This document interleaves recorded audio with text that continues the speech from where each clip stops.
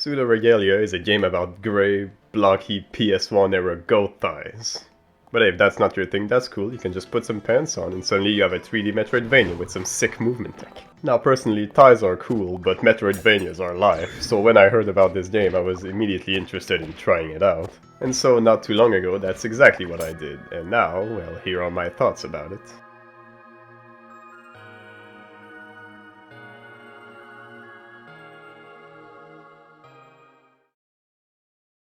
Alright, so as I mentioned previously, this game is actually a 3D Metroidvania. It's got all the basics of a Metroidvania covered, that is to say a great big world that you'll have to thoroughly explore in order to get some upgrades to overcome certain obstacles in order to progress through the game. The game's ultimate goal is to collect these 5 big keys that will allow you to open this great big door over here that will lead you to the final boss. Because of the game's incredibly open-ended world design, there's nothing stopping you from going wherever the heck you want at any given time as long as you can find a way to do so, the intended progression order be damned. The game doesn't really care what order you get the keys in, it just cares that you get them all. The game also doesn't do much effort to stop you from getting to certain places earlier than intended, which means that there's nothing stopping you from pulling off the wackiest and wildest shenanigans possible in order to get to certain spots without the corresponding upgrades. So all in all, you've got a pretty impressive amount of freedom in how you tackle any of the game's platforming challenges, or the game as a whole for that matter. If you prefer more linear Metroidvanias with a clear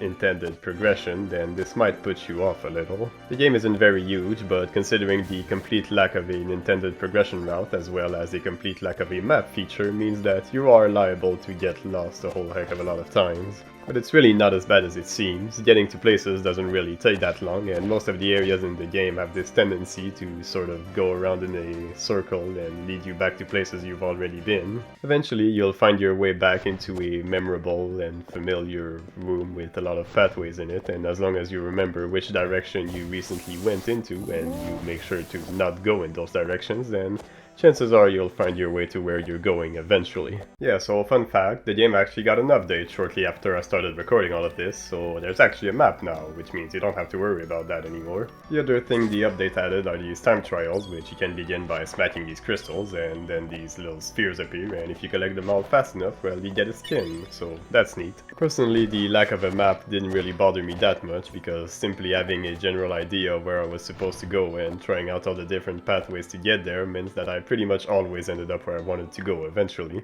And personally, as someone who loves having the freedom to tackle these kinds of challenges however he wants to, even if it means sequence breaking the hell out of them, it didn't take long before I was flipping and jumping all over the place like a hyperactive cat on crack. What makes it so much better is that there is also a whole bunch of secret movement techs that you can find and make use of in order to pull off some crazy looking stuff. Take the Sunsetter for example, which is basically just a ground pound move that you can use in order to break weak floors beneath you, but the game also tells you that if you perform a jump after landing from the ground pound, you can actually get a much higher jump than usual. But if you go in the pause menu and have a look at the Sunsetter upgrade, the game will tell you that you can also cancel the ground pound by pressing the jump button early in its animation, and if you do that, you get this cute little backflip double jump kind of thing, which allows you to get just a tiny bit of extra height and distance in your jumps. And for as small as it may be, it's actually incredibly useful considering it can actually allow you to reach many places that you wouldn't have been to otherwise, so you'll find that incredibly often it's exactly the small extra boost you needed. Even if it is incredibly useful, there's also plenty of other moves that can see plenty of use if you use them correctly. If you finagle with your joystick correctly during a slide, you may be able to cancel it early while keeping some of the speed, allowing you to perform jumps that go much higher and much farther than usual. When you get the slide jump upgrade, after using a slide jump, you can tilt your joystick backwards and press the jump button to get this frankly massive leap. The wall jump is a little awkward to use at first, but when you figure out how it actually works, you can use it to ride along walls or even climb singular walls. There's probably plenty of other tricks that you can pull off that I'm just not aware of, but hey, why not go ahead and figure them out yourself? Pulling off all kinds of shenanigans to get wherever you want, whenever you want is great fun and all, but I really do hope you like it, because the game doesn't have much to offer you otherwise. Otherwise, many of the other elements of the game are either incredibly sparse or just straight up borderline non-existent. Take the story for instance. When you begin, you come out of this mirror kind of thing, and if you look at it, then you get this text box from your character who mentions that whatever they were trying to pull off just barely worked, and they also hope it's not too late. Eventually, in front of this tower, you'll come across this slab of rock that tells you that this tower is holding the essence of the princess, which was never seen again. And once you beat the game, you get this voice that tells you that they should probably stop hiding in here and actually wake up. You also get to learn that the main character is called Sybil, if that's how you pronounce it. The voice says that she'll write it down as soon as she wakes up to avoid forgetting it, and she also thanks you for everything that you've done, urges you to take care and find other people that need your help. And that's pretty much the entirety of the story. I mean, yeah, there are some NPCs scattered all over the place that you can talk to, and some of them do sound like they say things that are relevant to the story, like this guy who tells you that your disguise is paper thin, but that it should be good enough to fool most of them, whatever the heck that's all about. There are also some of these books in the library that sounds like they might have something to do with the story, but most of them, along with most of the other NPCs in the game, just give you random flavor text, like this guy who says he wants to lick the save crystals because he bets they're full of minerals, or this book that qualifies music theory as the ramblings of a madman. Their words, not mine. Otherwise, the story is basically non-existent, and honestly, when I finished the game and saw the final cutscene, I didn't even realize it was talking about the possibility of it taking place in a dream, because I had honestly kind of forgot there was a story in there in the first place. But simple story aside, now I can start talking about the simple combat instead. Your weapon of choice is the Dreambreaker, which is this giant stick that you swing around like a tonfa. Originally, there are two things you can do with the Dreambreaker. You can either use a simple 3-hit combo, or you can throw the thing around, which is about as useful as eating a Big Mac on a diet. But as you get more upgrades in the game, you'll get more moves for the Dreambreaker as well. I've already mentioned the Sunsetter, which you can use as a ground pound. There's also the Strike Break, which is just a charge move that you can execute by holding the button long enough. And there's the Soul Cutter, which allows you to shoot a projectile from a charge attack as long as you have some magic left. And that's basically all the moves you get, except for throwing the thing, which I mentioned previously, but again, you'd have to be beyond cracked to actually try to make this work in a combat situation. And there's also the Indignation and Martial Prowess upgrade, neither of which give you new moves, but they do increase your attack power. You also have Magic Power, which besides being used to fire a Soul Cutter when you get it, you can also use it to heal yourself. If you've played Hollow Knight before, well congrats, it's pretty much the same thing here. You just hit enemies to gain magic, and when you have enough, you can hold down the B button to heal yourself. There are also a few miscellaneous upgrades to help improve your healing, such as Good Graces, Empathy, Pilgrimage, and there's also these aspects of Clear Mind you can pick up to increase your total magic power by 1. Most of the enemies just mind their own business, and they're not that hard to avoid either, so there's really nothing stopping you from just not bothering at all, except for the few times where the game actually forces you to kill stuff. I also didn't really see all that many different types of enemies, only like 10 or so.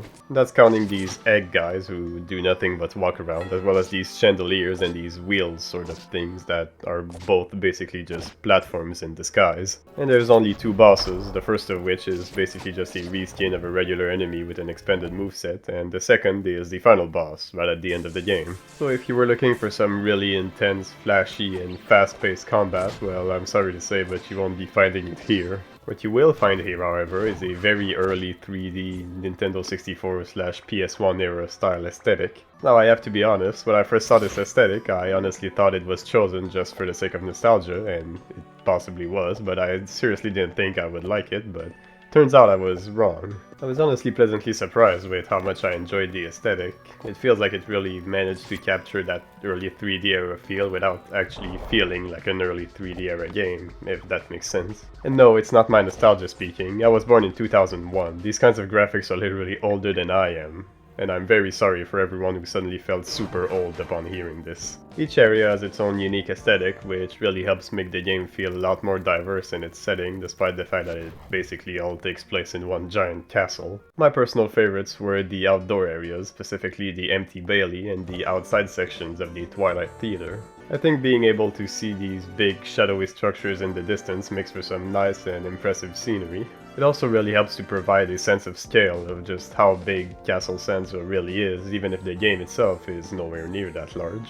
The weird skybox also helps. I'm not sure what exactly it's supposed to be, but since the game most likely takes place in a dream anyway, I don't think it really matters what it actually is. And when you put all of these factors together, I think these outdoor areas end up having a more interesting atmosphere overall, at least for me. Either that, or maybe I'm just secretly claustrophobic and I don't actually know it yet.